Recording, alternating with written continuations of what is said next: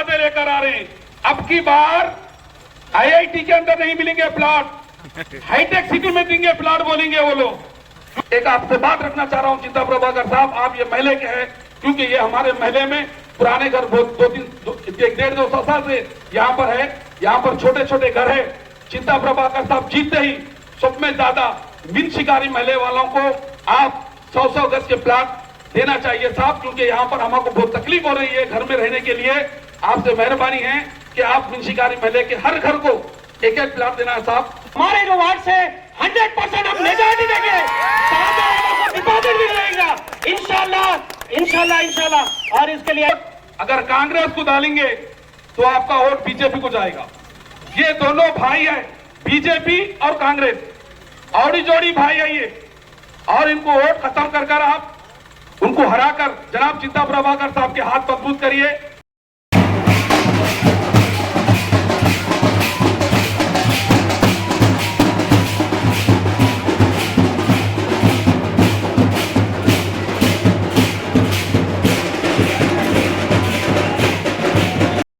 है 2 टर्म से केसीआर साहब, सार कार केसीआर साहब को आप लोग जिताइए और यहाँ के तस्दीर अजीज एक्स MLA चिंता प्रभाकर साहब को ये हल्के से संगारेड्डी हल्के से उनको कैंडिडेट डिक्लेयर कर दिए, तो उनको जो है सो आप लोग अच्छी मेजॉरिटी देके असेंबली में बिठाइए। जो केसीआर साहब के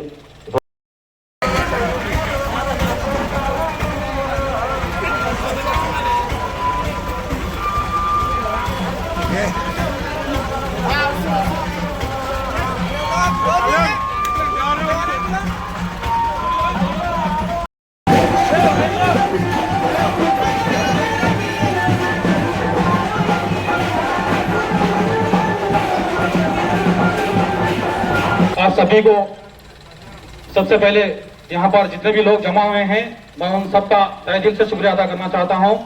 और खास करके जो मेरे इस वार्ड के 17 नंबर वार्ड के जितने भी वोटर्स है, चाहे वो मेरे से छोटे हो मेरे छोटे भाई या मेरे से बड़े हो बड़े भाई, और मेरे बाप दादा जितने भी लोग हैं उन सबका भी मैं तहे दिल से शुक्रिया अदा करना चाहता हूँ, क्योंकि आप ही की वजह से आज अल्हम्दुलिल्लाह अल्लाह मुझे यहाँ पर स्टेज पर जनाब चिंता प्रभाकर साहब के साथ और साथ ही साथ उनके एक मशहूर शख्सियत जो मुकीम भाई एडवोकेट हैं, उन दोनों के साथ ठहरकर आज मुझे इस बात करने का मौका जो मुझे मिला आज, यकीनन ये क्रेडिट पूरा मेरे 17 नंबर वार्ड की आवाम जो है उनको जाएगा। उन्हीं की वजह से आज ये स्टेज पर हूँ।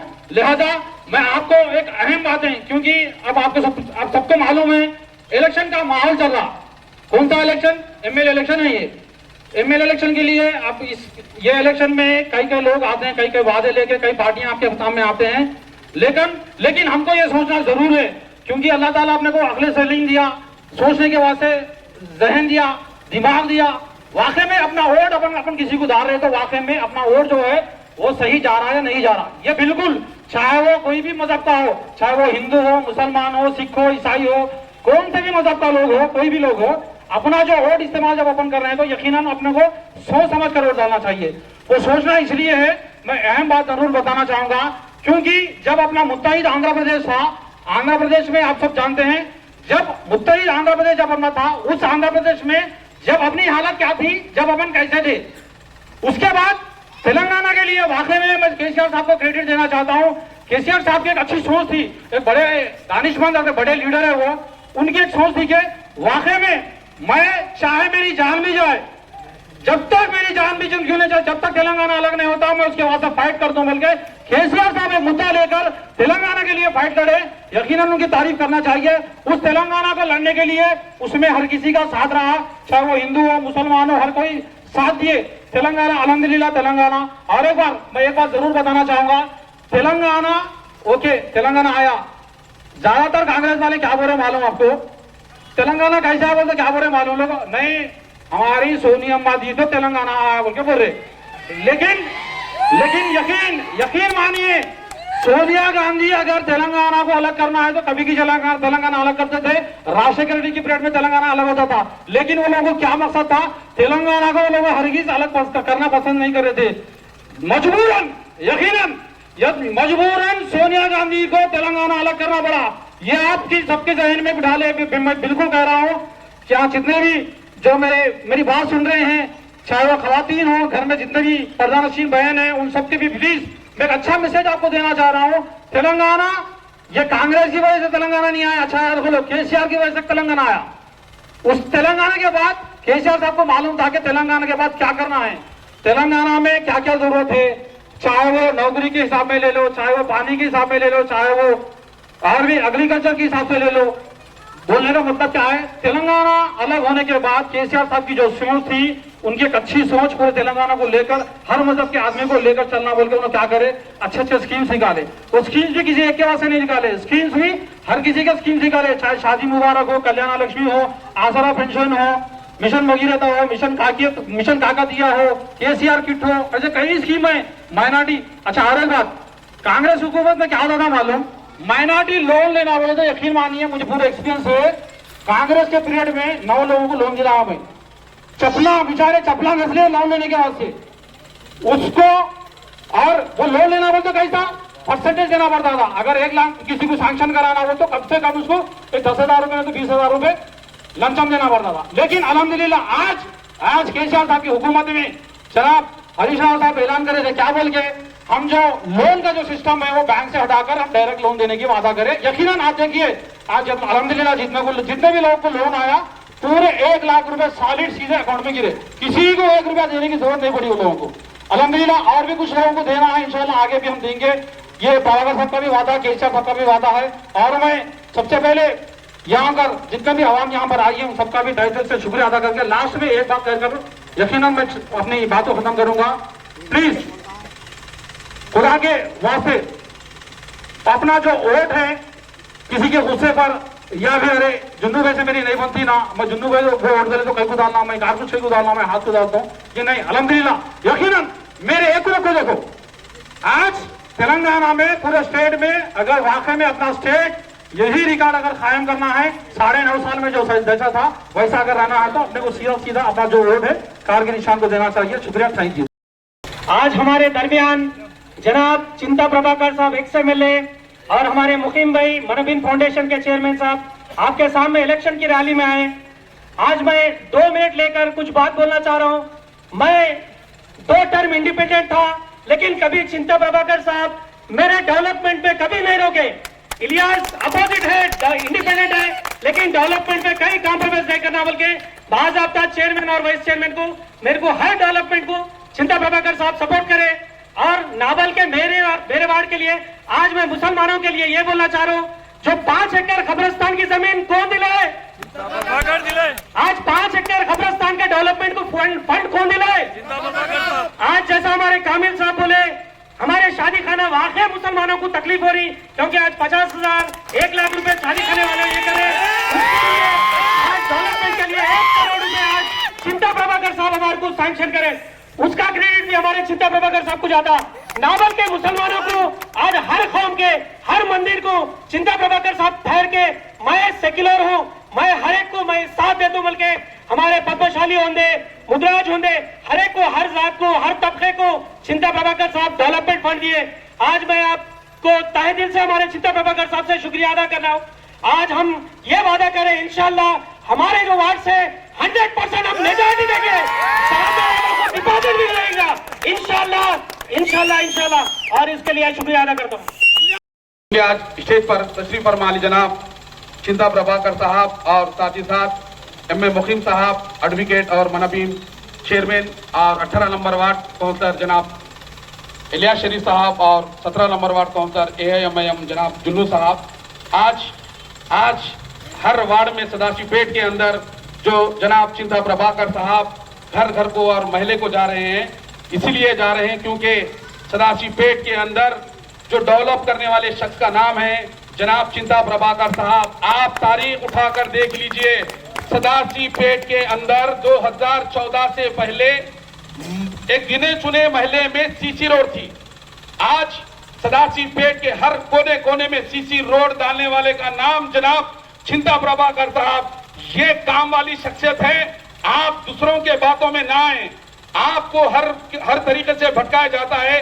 जनाब चिंता प्रभाकर साहब काम नहीं करते। बताओ 5 साल में सिटिंग एमएलए कहां थे और एक्स एमएलए साहब कहां थे?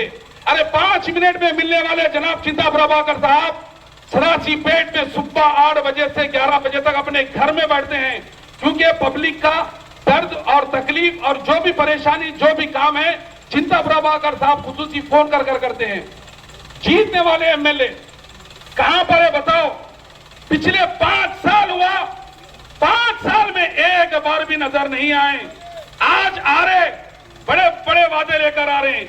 अब की बार आईआईटी के अंदर नहीं मिलेंगे प्लॉट, हाईटेक सिटी में देंगे प्लॉट बोलेंगे वो लोग, क्योंकि 2009 में सिद्धापुर में 5000 प्लॉट बांटे थे जग्गा रेड्डी साहब, आज तक नहीं दे सके। 2009 में कांग्रेस गवर्नमेंट थी, जब क्यों नहीं दिए, आज क्यों देना चाह रहे? अभी भी नहीं देते वो। आप समझिए अपना वोट कीमती वोट है, क्योंकि अपने सदासी पेट को तरक्की करना है हमको। हमारा सदासी पेट पिछले 5 साल से बहुत पीछे हो चुका है, 5 साल से बहुत पीछे हो चुका है। आप अपना वोट वेस्ट मत करिए, क्योंकि अगर आप वोट अगर कांग्रेस को डालेंगे तो आपका वोट बीजेपी को जाएगा। ये दोनों भाई है, बीजेपी और कांग्रेस, औड़ी जोड़ी भाई है ये, और इनको वोट खत्म कर आप उनको हराकर जनाब चिंता प्रभाकर साहब के हाथ मजबूत करिए।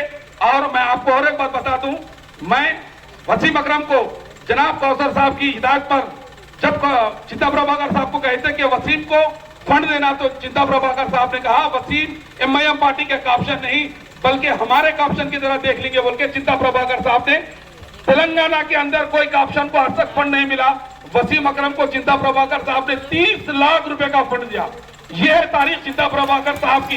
ये वसीम को यह नहीं देखा कि वसीम एमआईएम के नहीं देखा, क्योंकि वसीम एमआईएम के नहीं देखा चिंता प्रभाकर साहब ने। चिंता प्रभाकर साहब ने यही देखा वसीम हमारे महले का है, हमारे गांव का है, मैं बराबर वसीम को काउंसिलर के बराबर फंड दूंगा और दिए।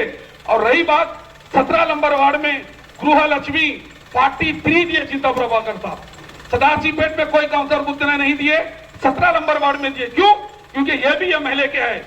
और आपको बता दूं चिंता प्रभाकर साहब की नोटिस में मैं हुसैनी मैदान से एक आपसे बात रखना चाह रहा हूं। चिंता प्रभाकर साहब आप ये महले के हैं, क्योंकि ये हमारे महले में पुराने घर 150-200 साल से यहाँ पर है, यहाँ पर छोटे छोटे घर है।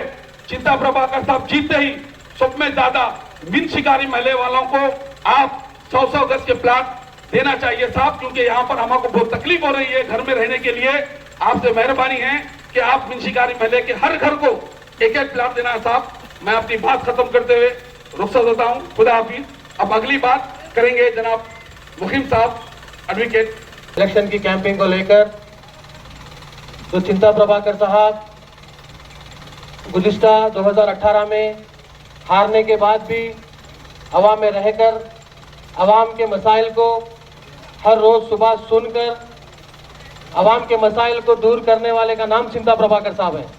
उसी तरह जैसा तेलंगाना अलग होने के बाद केसीआर साहब जो कि हर मजहबी बेटियों के लिए एक बहुत बड़ा बीड़ा उठाया था, जो शादी मुबारक अल्हम्दुलिल्लाह वो स्कीम जो है मेरा जहां तक अंदाजा है अल्हम्दुलिल्लाह हर घर पर पहुंची है।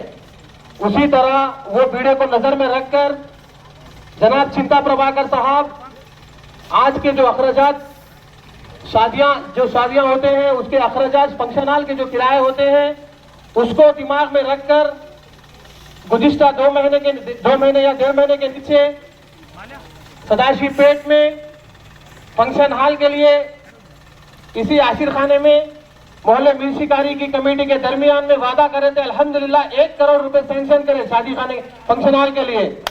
मैं जनाब चिंता प्रभाकर साहब का तहे दिल से शुक्रिया अदा करता हूं, क्योंकि ये ऐसी तकलीफ सोचकर अवाम के दरमियान रहकर अवाम का काम करना छोटी बात नहीं। आपको इल्म है हर चीज का। मैं किसी की तनकीद करते हुए बात नहीं करता। जो गुज़िश्ता एमएलए जनाब जग्गा रेड्डी साहब जीतकर एक दिन भी आवाम के दरमियान में नहीं, आवाम की बड़े ही अंदाज से इंतजार था आवाम का। जग्गा रेड्डी साहब अब आएंगे, जब आएंगे, अब आएंगे, जब आएंगे, नहीं आए उन्होंने। कब आए बोले तो इलेक्शन कोर्ट गिरने के बाद ही जग्गा रेड्डी साहब आवाम के दरमियान में आए। तो जग्गा रेड्डी साहब नहीं रहने के बावजूद भी चिंता प्रभाकर साहब हर दिन आवाम का काम करते हुए अल्हम्दुलिल्लाह आवाम के मसाइल दूर करे। तो मेरी आप लोगों से सबसे अदबन गुजारिश है, ऐसे मसाइल बहुत है बोलने के लिए, बड़े लोग हैं यहाँ पर, इंशाल्लाह तफसीलात वो लोग सुनेंगे। तो मेरी अदबन गुजारिश आप लोगों से ये है कि नवंबर 30 के दिन जनाब चिंता प्रभाकर साहब के हक में कार के निशान को वोट देकर चिंता प्रभाकर साहब को कामयाबी दिलाइए और केसीआर साहब के हाथ मजबूत कीजिए। चिंता प्रभाकर नायकत्व, चिंता प्रभाकर नायकत्व। शुक्रिया। ప్రచార కార్యక్రమంలో భాగంగా నన్ను ఆశీర్వదించడానికి వచ్చిన మహిళా తల్లులు అందరూ మాట్లాడారు. ఎవరు పని చేస్తున్నారు, ఎవరు పని చేస్తలేదు అనే విషయం కూడా చెప్తున్నారు. పనిచేసే ప్రభుత్వానికి, పనిచేసే వ్యక్తులకి ఓటు వేయాలి. ఇది మన భవిష్యత్తుకు నిర్ణయించే ఓటు. మరి ఈరోజు పదవిలో ఉన్నా లేకున్నా స్వల్ప తేడాతో నేను ఓడిపోయినా మీ మధ్యనే ఉన్నా, మీకోసం అన్ని అభివృద్ధి కార్యక్రమాల్లో భాగం పంచుకున్నా. మరి ఈసారి మూడోసారి ముఖ్యమంత్రి కావతున్నటువంటి సీఎం కేసీఆర్ గారికి, మరి మన బీఆర్ఎస్ ప్రభుత్వానికి ఆశీర్వాదం ఇస్తూ మీరు నిండు మనసుతో ఆశీర్వదించి మరి నాకు 30 తారీఖు నాడు కారు గుర్తు మీద ఓటేయాల్సిందిగా కోరుతున్నా. 15 రోజులు మీరు పనిచేస్తే 5 సంవత్సరాలు మీకు ఒక సేవకుడిగా పనిచేస్తానని తెలియజేసుకుంటూ, మరి ఇంకా పెద్దలు మాట్లాడాలి, ఇంకా 3 వార్డులు ఇంకా పోవాల్సింది ఉంది కాబట్టి ఇప్పటికి కాలాతీతం అవుతుంది. మీ అందరూ నన్ను ఆశీర్వదించాల్సిందిగా కోరుతూ, మరి కారు గుర్తుకి ఓటేసి నన్ను గెలిపించాల్సిందిగా నన్ను కోరుతూ మరోసారి ముందు శిరస్సు వంచిన నమస్కారాలు తెలియజేస్తున్నా. కారు గుర్తుకే, కారు గుర్తుకే, కారు గుర్తుకే. జై కేసీఆర్.